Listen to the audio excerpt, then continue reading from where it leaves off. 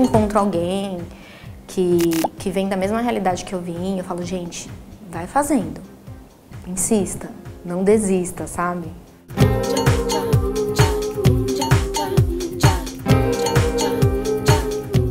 A gente coloca as histórias no papel. Basicamente, assim, é isso. Eu comecei muito jovem, eu venho da era que escrevia diários nos anos 90, então eu sempre gostei de escrever. E isso se tornou profissional para mim depois de 2010, 2012, que realmente eu falei, não, vou escrever o meu primeiro texto. Escrevi um texto chamado Lost Women, Mulheres Perdidas. É uma comédia, né? É uma sátira que, na verdade, é o único texto que a gente nunca montou. Então, ó, tá aí, pessoal, quem pensar numa comédia de 4 mulheres que estão numa ilha, né? Que compraram uma viagem por motivos diferentes, só que chegou lá, não tinha nada da viagem, e aí elas tiveram que conviver. E aí a gente acabou que nunca montou essa peça, porque eu comecei com o musical infanto-juvenil, o Sucata, e não voltei mais para esse texto.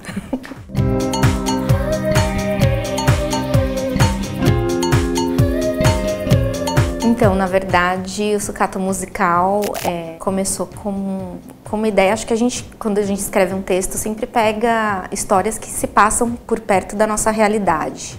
Eu acho que é a melhor maneira de escrever uma história, então fica aí a dica, quem quiser escrever, esse é o melhor caminho, você falar a sua verdade. Essa semana ainda estava conversando com uma amiga e ela falou, por que só você pode contar essa história?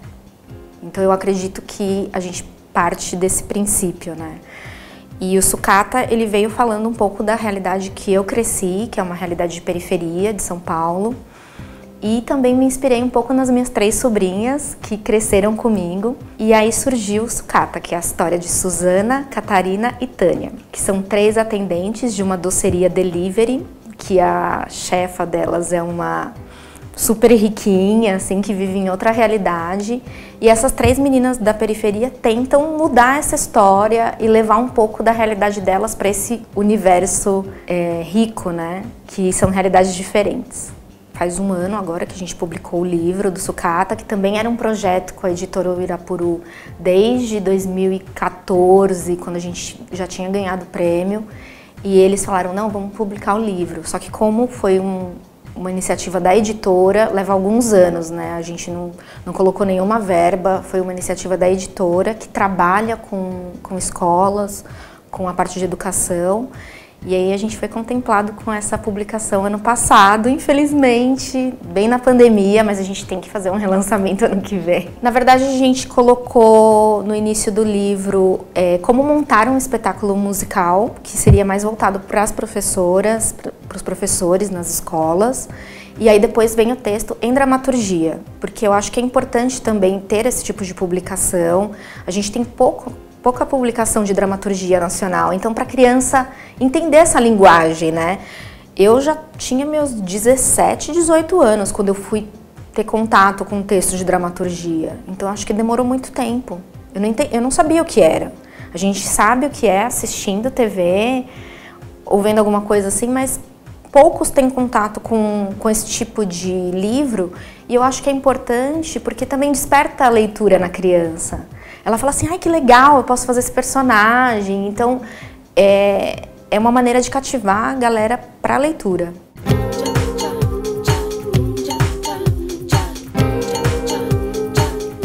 Quando eu entrei em cartaz a primeira vez, a pessoa me colocou direto no infantil. Não tem uma parte nos guias de teatro infanto-juvenil. O infanto-juvenil não existe no Brasil. Então, assim, se você coloca infantil, você perde os adolescentes, que eles vão falar, não quero ver essa coisa de criança. Então, assim, demorou um pouco pra gente ganhar o nosso espaço. Eu acho que os festivais, como as Satirianas, é um espaço maravilhoso para você mostrar esse lado infanto-juvenil. Acho que desde que a gente lançou a peça, a gente tá lá todo ano. O legal é que, assim, como um festival, tem todas as idades. Então a pessoa vai para assistir uma peça, daí tá passando, vê um musical ali, ai que legal, vamos assistir um pouco. Então tem essa liberdade, né? Você não fica preso numa programação. Então eu senti que muitos adultos conheceram o espetáculo e gostaram. Porque o infanto-juvenil, ele conversa muito com o adulto. Então, assim, não é um assunto bobinho. Eu acho que o infanto-juvenil, hoje, a gente vê muito aonde? No Netflix, nas plataformas. Porque você vê que o público adolescente, ele tem uma linguagem que a gente vê nas séries. E eu acho que a gente pode falar, olha, no teatro a gente também tem isso. Tem umas séries muito interessantes que transbordam por esse público infanto-juvenil e que já não é uma linguagem malhação, porque já está superada. É uma mensagem que trata mais a nossa realidade.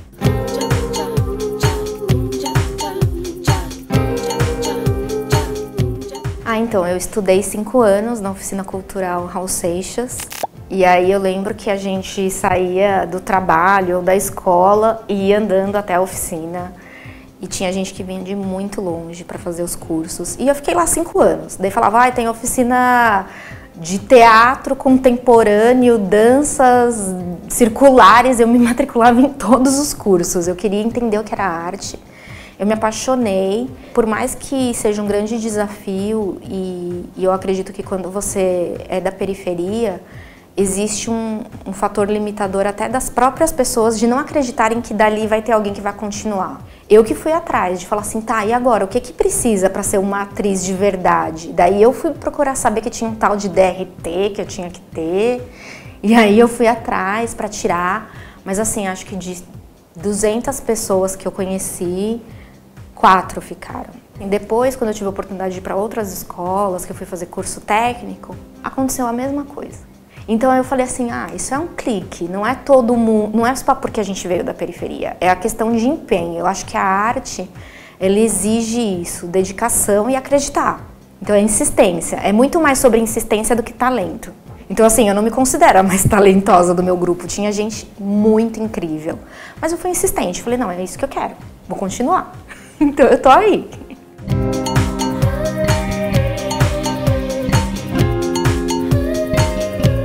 Bom, eu acredito que no roteiro a gente tem uma outra pegada, porque ele é mais objetivo, ele é menos contando uma história e mais fazendo a história, né? Então tem essa quebra, eu fui estudar bastante também o roteiro e eu fiz algumas webséries, né? Aproveitei também a pandemia para dar uma pirada. Eu acho que a gente, quando escreve, a gente se cobra muito. E aí a pandemia veio aí para ensinar que faça. Não fica aí parado. E aí eu comecei a criar muita coisa na internet, fiz vários curtas à distância, foi uma experiência muito boa e ganhei alguns prêmios aí na pandemia, foi bem legal a experiência. O pessoal gravando com o celular porque tinham muitos atores que queriam trabalhar. E gente, eu acho que isso também foi uma ajuda na saúde mental da galera, porque tinha gente se sentindo muito triste, e aí você liga e fala assim, vamos fazer um curta na pandemia à distância, gravar pelo celular, e foi muito legal a experiência, o pessoal gostou muito.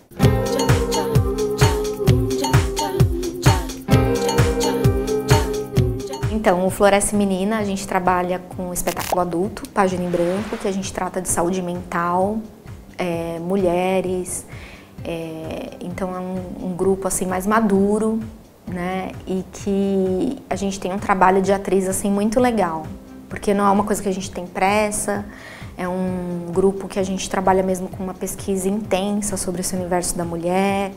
E com esse espetáculo Página em Branco, a gente já se apresentou diversas vezes em clínicas com pessoas que têm problemas com drogas, com saúde mental. Então ele realmente vai no fundo, é quase que um diário que traz essa realidade da mulher que muitas vezes é oprimida pela sociedade. E eu tenho um elenco maravilhoso, que eu tenho que falar o nome delas, que são as nossas diretoras, né? Todos nós dirigimos o espetáculo e criamos as cenas em conjunto, então é muito legal. Isabela Prado, Analice Pierre, Letícia Andréia, que são atrizes assim incríveis, que é aquilo, né? Quando você tem um elenco de peso, ele transforma a sua dramaturgia. E eu acho que essa é a magia do teatro, eu acho isso incrível. O Coletivo Pássaros já tem uma outra pegada. Nós temos atores que nunca foram ao teatro às vezes, que é primeiro contato, são jovens e assim, a gente fez uma releitura do Sucata Musical com um elenco adolescente, um elenco jovem, justamente para chegar nos jovens. Então assim, a melhor maneira que a gente encontrou de chegar nesse público infanto-juvenil é através deles, trazendo eles para dentro do teatro. Então, acho que essa foi uma maneira incrível, assim, deles pegarem o texto e começarem a falar umas gírias que eu ficava assim, meu Deus do céu, o que eles estão falando? Eu traduzo pra mim, eu sou velha, gente, já quase 40, né? Eu falei assim, hã? E eu amei. Eu falei assim, é isso. Eu acho que a gente também tem que se desprender da dramaturgia e deixar ficar na boca deles. Passar a responsabilidade, falar, ó, é com você. Improvisa essa cena. Como ficaria? Como você falaria isso? Você falaria isso? Então, acho que a melhor coisa é ter uma conversa sincera com o elenco. E assim, é um texto de 2012. Então, claro que tinham várias coisas que eles não falariam. E aí eu trouxe para o hoje. E assim, eu sempre faço essa pesquisa, que eu acho importante você ter esses jovens por perto. E também dar uma oportunidade. Então, assim, quando a gente foi se apresentar em alguns céus no passado, assim, as crianças, elas se envolveram muito com o texto. E agora a gente está aprovado para o ProArte para rodar os céus. Então, a gente só está esperando normalizar. Mas assim, vai ser muito bom voltar com eles, com os jovens no elenco. Então assim, a gente está na expectativa assim, a 1000, porque vai ser muito legal esse contato.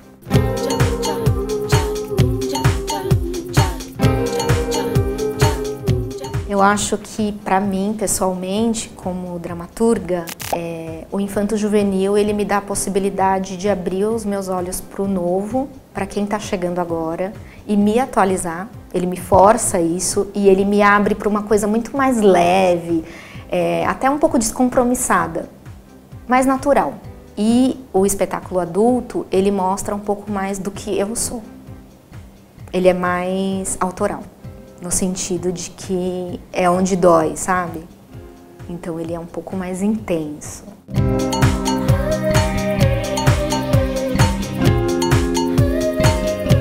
Olha, eu acho que através das redes sociais hoje, principalmente Facebook, existem muitos grupos, né? Então você entra nesses grupos de teatro, tem muitas oportunidades, o pessoal sempre posta. E começar, eu acredito que também vai nas oficinas culturais, começa a estudar, tem muito curso gratuito, agora está voltando presencial, mas tem muito curso online. Então assim, as oficinas culturais do estado de São Paulo, para mim foi uma coisa incrível. E tem muita coisa boa. Até hoje eu faço quando tem algum curso legal. Agora mesmo, durante a pandemia, eu fiz muitos cursos gratuitos na USP, em vários lugares. E é isso, não parar de estudar. E aí quem não tiver acesso à internet com facilidade, vai até uma oficina cultural do seu bairro, que tem muita coisa boa. Olha, tem alguns cursos também gratuitos nesses espaços para dramaturgia e roteiro e ler. Ler muitos roteiros e também obras de dramaturgia, né? E isso vai te alimentar para você conseguir desenvolver o seu. Então eu acredito que, fora isso, acho que a gente parte daquele velho princípio, não pensar tanto em formato, mas em sim o que você quer contar. Então pegar papel e vai anotando tudo. Dali vai sair alguma coisa. Então eu acredito que depois você vai falar, isso é bom, de repente nem da mesma história que você escreveu, e você vai conseguir transformar aquilo em uma outra história única. Então, é escrever. Não tem segredo, né? Eu tava num curso de roteiro esses dias. Ai, como é a melhor inspiração? Escreva. Vai escrevendo. Você tem que ter uma rotina e se forçar para você conseguir produzir o seu material.